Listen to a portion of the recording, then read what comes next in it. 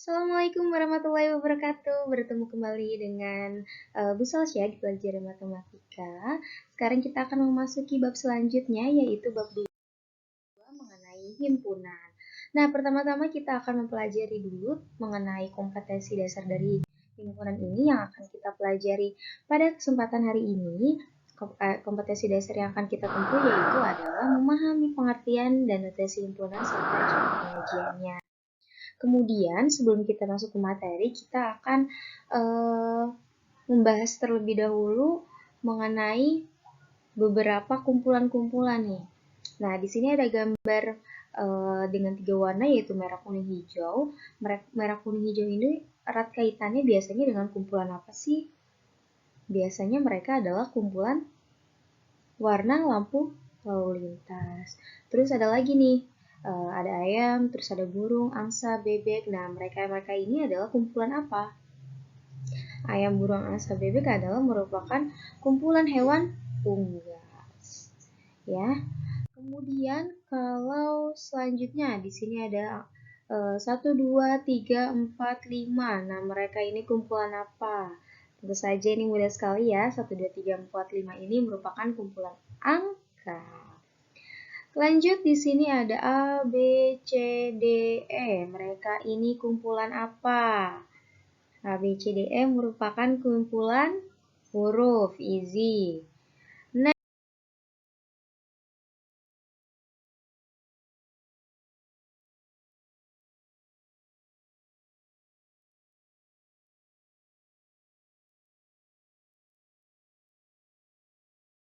Next, contoh lagi di sini ada segi empat, jajar genjang, trapesium, dan persegi panjang. Mereka ini kumpulan apa?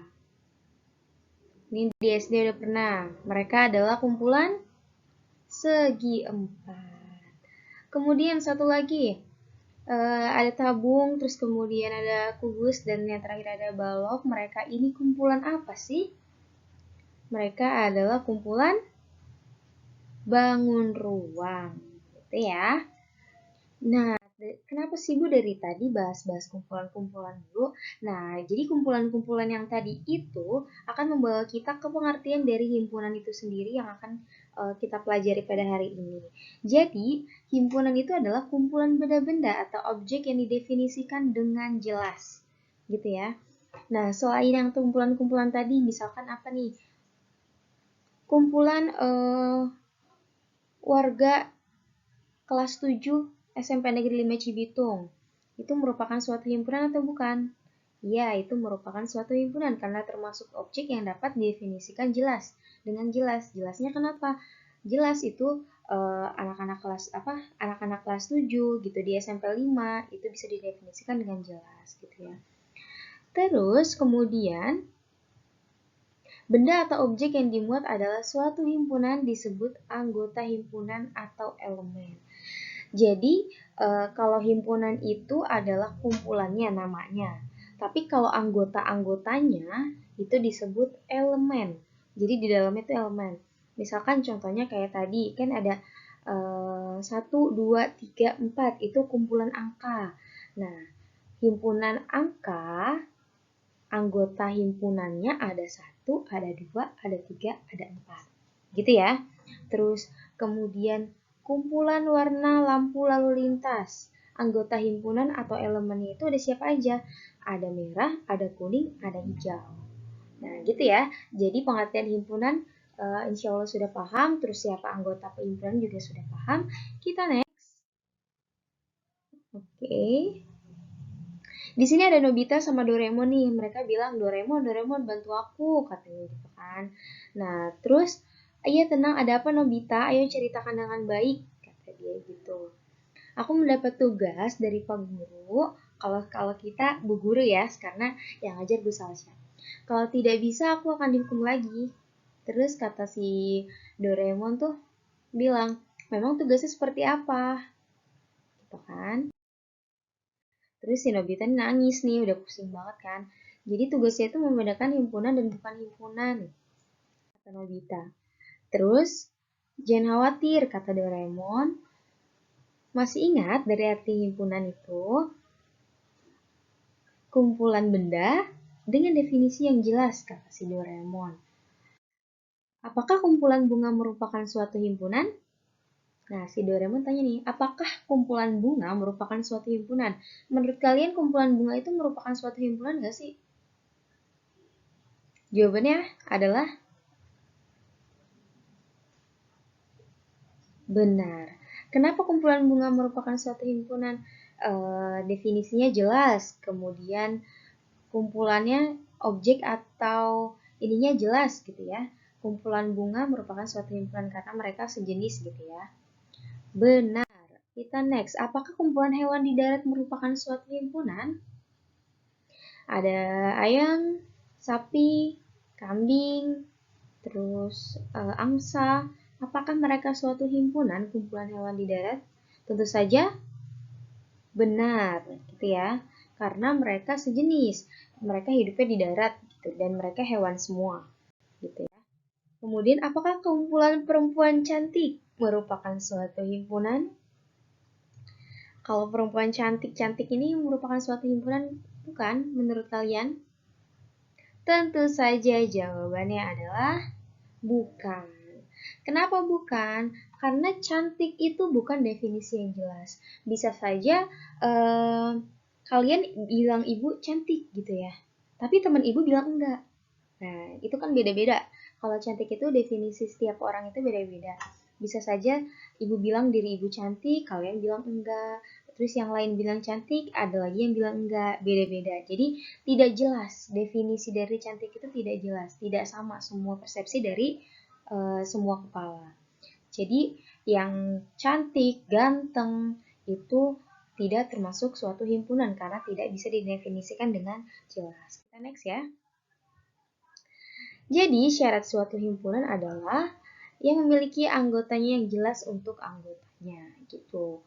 Nah, kemudian sekarang dicoba sebutkan himpunan di kelasmu yang diawali dengan huruf apa nih? Nah, terus juga sebutkan suatu kumpulan yang bukan merupakan himpunan juga. Ketutup tadi ya.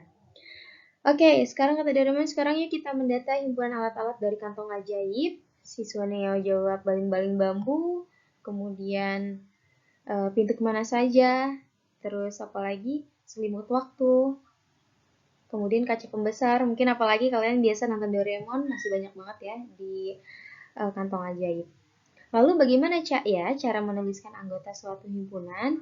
Jadi kalau kita udah tahu nih anggota himpunan dari kantong ajaib itu ada kaca pembesar, terus ada baling-baling bambu, terus ada pintu kemana saja. Gimana sih cara nulisin anggota himpunan tersebut? Nah, jadi menyatakan suatu himpunan itu ada 3 cara, dengan kata-kata, dengan notasi, dan dengan mendaftar anggota. Gitu ya. Kemudian, lalu bagaimana cara menyatakan himpunan alat-alat ajaib Doraemon? Nah, bisa kita lihat di sini metode kata-kata yang pertama yaitu adalah metode kata-kata adalah deskripsi gitu ya. Contohnya, misalkan A sama dengan bilangan prima kurang dari 10. Yang B faktor dari 12. Kemudian C bilangan ganjil yang kurang dari.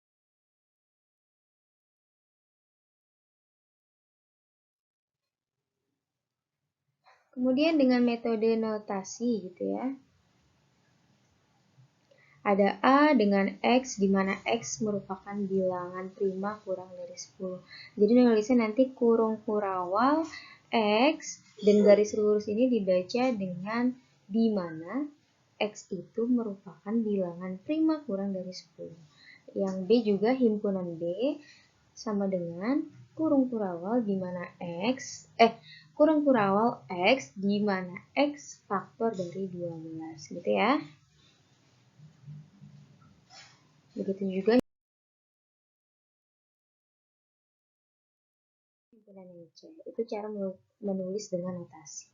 Nah, kemudian bagaimana dengan cara metode mendaftar anggota atau roster? Kalau yang ini ditulis. Jadi misalkan A, himpunan A itu ada 2, 3, 5, 7. Jadi tulis anggotanya ya. Kalau yang metode roster ini. Kemudian himpunan B ada 1, 2, 3, 4, 6 anggotanya. Kemudian yang C anggotanya ada 1, 3, 5, 7, 9. Kemudian yang pertama adalah notasi himpunan. Jadi himpunan dinyatakan dengan huruf besar, dinyatakan menggunakan simbol. Anggota himpunan dilambangkan dengan huruf kecil. Penulisan anggota dalam himpunan hanya sekali saja. Jadi penulisan anggota dalam himpunan sekali ya, nggak boleh berulang.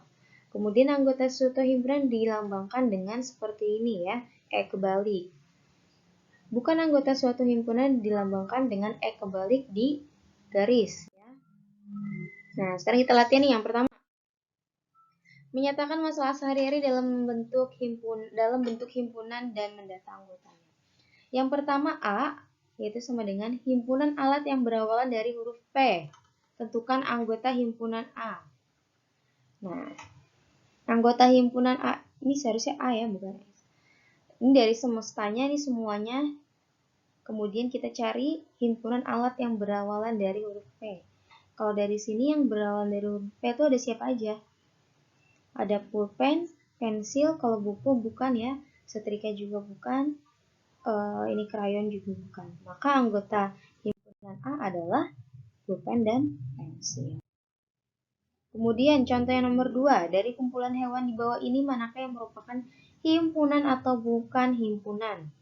Yang pertama ada kumpulan hewan melata, yang ke B adalah kumpulan hewan herbivora, kemudian yang C adalah kumpulan hewan langka, yang D adalah kumpulan hewan yang hidup di air. Kemudian yang E adalah kumpulan hewan berkaki 3. Kita jawab. Kemudian yang F adalah kumpulan hewan bermata 1. Jadi mana nih yang himpunan atau bukan himpunan?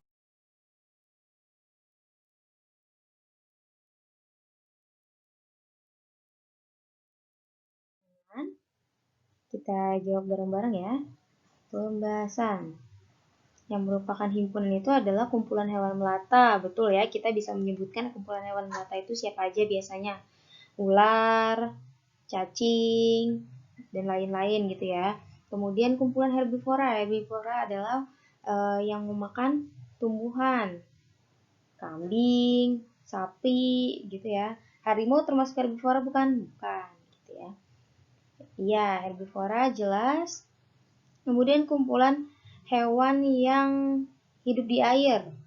Ya, ini merupakan himpunan. Kenapa? Karena kita sudah tahu, ini jelas sih definisinya hidup di air.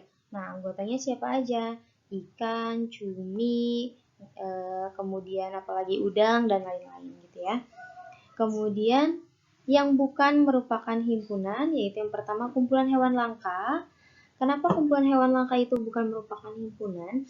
Karena dia itu termasuk tentatif. Jadi dari waktu ke waktu hewan langka itu berganti-ganti gitu ya. Kemudian yang B, yang bukan himpunan juga adalah kumpulan hewan berkaki 3. Kenapa kumpulan hewan berkaki 3 ini merupakan himpunan? Karena kumpulan hewan berkaki 3 ini definisinya belum jelas gitu ya. Kemudian yang terakhir adalah kumpulan hewan bermata 1. Memang ada hewan yang bermata 1 gitu kan. Oke, kita next. Yang selanjutnya yaitu adalah mengenai menyatakan notasi himpunan. Jadi diketahui K adalah bilangan asli kuadrat kurang dari 60. Himpunan K dinyatakan dengan roster. Ingat, roster itu adalah mendata anggotanya satu persatu gitu ya. Berarti bilangan asli kuadrat yang kurang dari 60. Bilangan asli itu bilangan apa? Bilangan asli itu yang mulai dari 0, 1, 2, 3, terus kemudian dan seterusnya gitu ya. Asli kuadrat dari kurang dari 60. Nah, itu ada 0, anggotanya 1, kemudian 4, 9, 16, 25, 36, 49, 64. Kuadrat, katanya kuadrat itu adalah yang bisa dikuadratkan. Gitu ya. Kemudian yang B ini,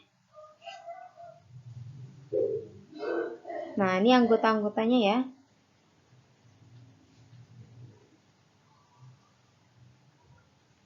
Jawabannya itu adalah yang C. Kenapa? Karena kalau misalkan dilihat yang tadi, yang A itu ada nolnya, terus yang B itu ada nolnya juga, yang D juga tadi ada beberapa yang tidak. Itu ya. Kemudian kita next. Pembahasan ya. Jadi Kak, bilangan asli kuadrat kurang dari 20. Nah, ini dikuadratkan itu misalkan 1 kuadrat 1, 2 kuadrat 4, 3 kuadrat 9, 4 kuadrat 16, 5 kuadrat 25, 6 kuadrat 36, 7 kuadrat 49. Kalau 8 kuadrat diterusin ke sini adalah 64. 64 tentu saja lebih dari 60. Berarti yang merupakan anggota dari bilangan asli kuadrat kurang dari 60 itu cuma 1, 4, 9, 16, 25, 36, dan 49. Gitu ya. Jadi jawaban benar adalah C.